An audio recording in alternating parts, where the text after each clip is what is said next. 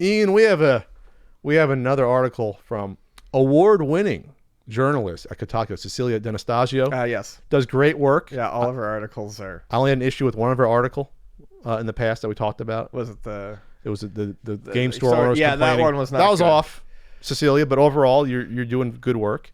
No one's perfect.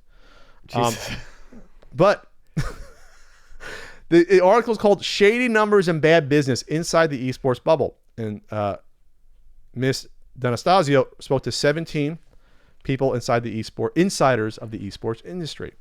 And this is a long article, and I encourage people out there to actually read through as much as you can. This is like a Sunday morning read. One of those like, oh, let's have a cup of coffee and read through this. Sure. It's meaty. And we're going to try to summarize what's going on. But the TLDR of it is that there's an esports bubble. The industry is not making money. It's being propped up by allegedly false viewing numbers, sponsors spending money and not getting any on the return, and investors, angel investors, other investors who haven't seen a dime of their investment back yet.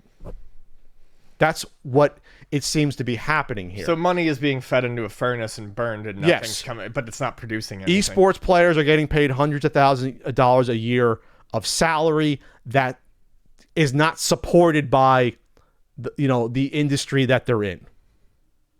Does that make sense? Sure. This happened in the NHL 15 years ago, for example, when they did this strike. Okay, yeah. Players were getting paid contracts that like NBA players were getting paid and NFL players were paid, and but there wasn't money being brought into the league to support it, and that's why we lost an NHL season in, was it 2003 or 4 or 5, whatever it was. So this is an industry, though, that is not totally analogous to sports, just because with esports, you don't have long, rich traditions that get passed down yet. Esports is only like 15 years old, 20 years old, if you want to say that. And the popular games in esports will change either year over year or every 3 or 4 years. There's very few that have remained constant. So when you take all this into account, you cannot say this is an analog to sports that start up because I said this before. Baseball is the same sport it was by and large 100 years ago. Football is the same sport it was 60 years ago. Basketball is the same sport it was 70 years ago. So it's a much stranger sort of business venture to sort of build upon, where not only do you need capital to start it, you need capital to get tournaments going. The way physical sports started was, well, we all play in a field. Then we all organize. We don't need necessarily backers, but we're gaining interest slowly. This is money in first, and hopefully the interest comes back out to support it later. Does that make sense? This isn't organic growth. Sure. And when you read this article, you have people straight up saying that, well, they're trying to get sponsors based upon numbers of viewing the event that are totally just false. It's been alleged in this article that Twitch's relationship to this cursed network of websites, they'll embed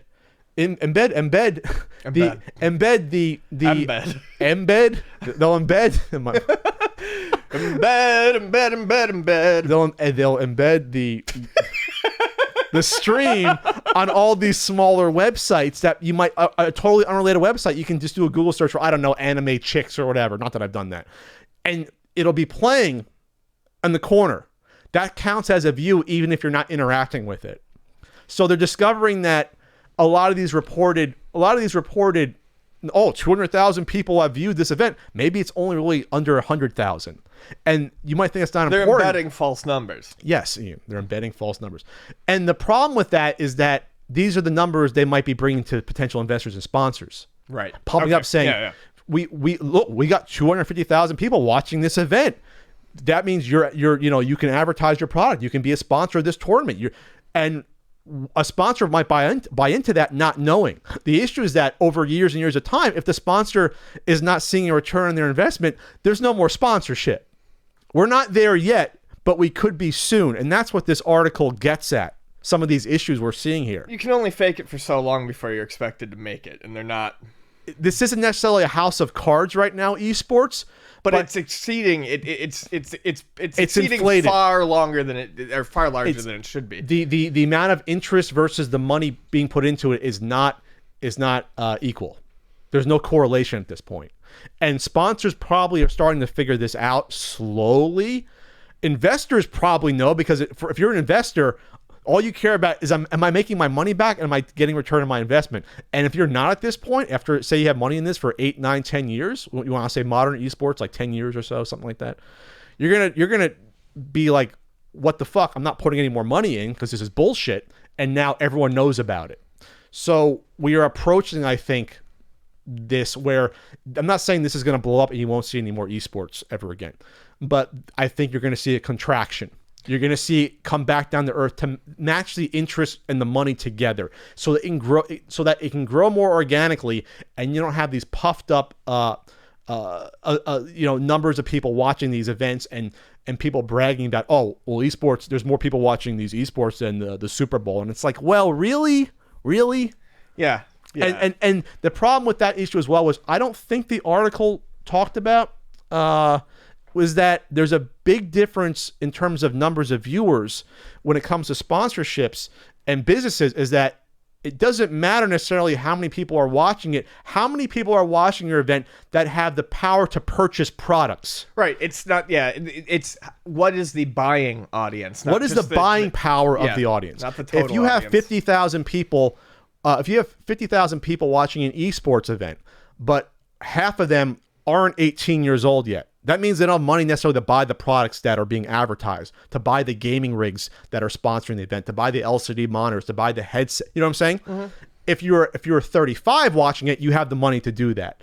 And so that's why it's always been like the coveted or whatever. It's like the males 24 to whatever it was like 21 to 34 was always the coveted in radio, like range of. That's what I always understood. That was the coveted audience. So it's cool to say that, yeah, we're gonna make an esports venue. We talked about it out, in Philly, but that's an example. That's a perfect example of where we said, like, well, is this gonna be able to hold its own weight? Is they're gonna be able to make their money back? Because a discussion in the article was that even in physical sports, the venues themselves never make a return on their investment. You spend $1 billion or $2 billion, you don't make your money back. Where you make your money back is sponsorships and TV deals and merchandise and things of that nature.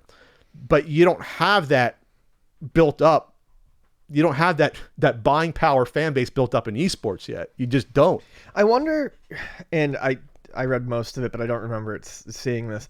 I wonder I feel like fighting game stuff, people who play fighting games for money, if you can call that esports, I feel like that's kind of a separate on its own thing, aside from, because that's grown fairly organically. I was gonna say that's grown organically. That has been pushed by like Overwatch League, where the people making the game has the league. Evo, I mean, I don't know conflicts of interest. I don't know, but Evo seems like it's doing just fine. Sure. But Evo kind of exists. It's a yearly tournament. It's not really a esports league. No. But that fighting game tournament scene, I don't know. It seems to be doing something different or better than, I would say, the rest of esports. Because it grew. You see those videos on YouTube from like when they were, from 20 years ago, people were competing. Sitting in the back of a that, laundromat playing. So that grew more like a traditional sport, right, where you play baseball in a barn field. You organize locally. You grow over a decade or two. And it's around an entire game genre that where even if you don't know the game, kind of the mechanics carrying. And it's not dependent upon one game. Right. And this article brought up something I've talked about before, where you can't follow the casual person like me. I'm not even a casual. I'm into video games. Don't say anything. But okay. I can't follow Dota, and League of Legends. I can't follow it. Right. I can follow a fighting game just fine. I can follow fighting games. I can follow first person shooters. See, even but I could remember I brought up watching what the hell the one I just Overwatch. Yeah, I could kind of follow right the teams. I can't follow these MOBA games. I can't. Right. And that's not because I'm old. There's so much shit going on that unless I'm trained in the game and I've played it long periods of time, I'm never going to catch on. You can follow sports easily. You can get into it. You can follow fighting games because it's one guy hitting another. It's simple. Yeah, even if you don't understand the eccentricities, not the eccentricities, the minute details of sports, you know that, okay, this team has to get more baskets. This team has to get more pucks in the net. Sure. So how many people in actuality are watching these events on Twitch and online versus what's being reported by the people running the events. There's no third-party independent people reporting the number of people watching. So the people reporting the numbers are the people that have a vested interest in it succeeding. It's not like the Nielsen ratings were on TV, where the Nielsen ratings are totally independent of the networks. So their numbers are real. They're third party. They're objective. Here, it can be Twitch reporting it or other people running the event. So it's in their best interest to fudge the numbers or outright falsify them with things like the embeds on the other websites, where all of a sudden, in this article, the numbers will double or triple because allegedly they paid the Curse network to all of a sudden embed them all on all these various websites that people are visiting, but they have no interest in watching the event. It's just playing in the quarter. They don't want to watch the embed. The embed, yes. The embed. It's the accent on the word. If we keep saying embed long enough, it's going to be one of the... It's going to be fucked with us, yes. It's not going to... It's going to cease to have meaning. But, yeah, there's no way out of this. Once you get this deep with the amount of money involved, where unless sponsors and investors of teams, and now people are now buying parts of teams as if they're sports teams. You can invest in parts of teams and things like that nature. It just seems like we're not there yet. We're just not. This is like the NBA in like the 30s, where it's like, we're still getting the rules together of how this works. Can we make money yet? This hasn't been. We're changing the peach buckets to nets. You ever read about the old women's basketball where it was different? You couldn't move; you were just stationary. No, actually, I did not know that. Yeah, that was until like the 70s, and in some colleges even. Anyway, sorry. Like fucking like playing ultimate frisbee. You can take 2 steps and then get rid of it. But they talked to one person that said, "Yeah, this isn't going to be a bubble. I want this to contract, though. I want the interest to match the money in here, because if it doesn't, the bottom then falls out." Yeah, of this. I need to get my water. You need to get your water? Yes. All right, so I'll finish the topic, Ian. Thanks a lot. You couldn't wait till the end of the topic for some reason. This professional podcast. So I'm literally going right here. there's even at live events that could be falsifying allegedly numbers. So one source said that there was an event in Vegas where they said there were 10,000 attendees. But that was over the 3-day event. So not at so that once. wasn't 10,000 unique people. That was. I was gonna say that's counting. That was returns. That was triple counting around 3,000 people. You can't get away with that for too long. Yeah, you can't even do that at like video game conventions. You can't really fudge those numbers. Well, because it's just gonna come back. Because the people spending money, the sponsors find out, the vendors find out. If there's not a return on your investment, they're not going to come back. Right. So I'm glad you brought up the thing about Evo, because I think that's totally different, like you said. That's totally different. That's kind of the main thing I wanted to bring up, was how different esports seems to be from the fighting game community, I guess. But there's still celebrities. There's still people who make money. Mm-hmm. But I think it's kind of important to note that maybe they're not one and the same. So it sounds like Cecilia attended Overwatch League Grand Finals. It sold out at New York Barclays Center last year, 19,000 seat venue. Said that was a good sign. That's Blizzard's event, obviously. Right. But then online, though, the finals were embedded across Reddit, IMDb, Gamepedia, and other websites. Embedded across Reddit. Yes. And then they said the live stream jumped from 100,000 to 300,000. It tripled. Those are not real viewers. Yeah. You can't do this. But I think they're too much into it money-wise. I think they have to. They have to keep pumping the money in. But that's what a bubble is, though. That's the definition. You keep pumping in money more and more, but the business doesn't support the money being pumped in. Yeah. So I'm not saying I want this to fail, but this cannot continue this way. You cannot pay out esports people 6-figure contracts if they're not justified to get paid. Yeah, you can't give someone... WNBA players aren't paid that much money. And women hockey players, because the league hasn't built up to support that yet, they're trying to get there, and they're throwing money at these kids. Yeah. Just throwing money at them. You can't pay these kids like they're, kids, adults, whatever. You can't pay these people... young adults. You can't pay these people like they're professional sports stars just because you want it to look like professional sports. Yes. That doesn't work. But that's where we're at. Yeah. It's all image at this point, no substance. Anything else to add? Anything else you got out of this? Did I hit most of the big talking points here? You got it. Oh, thanks.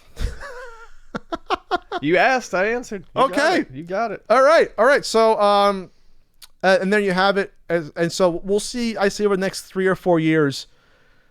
We said in the podcast before, I have not seen the growth. I've seen it sort of level off in terms of just what I've noticed. Yes, there's some events on TV.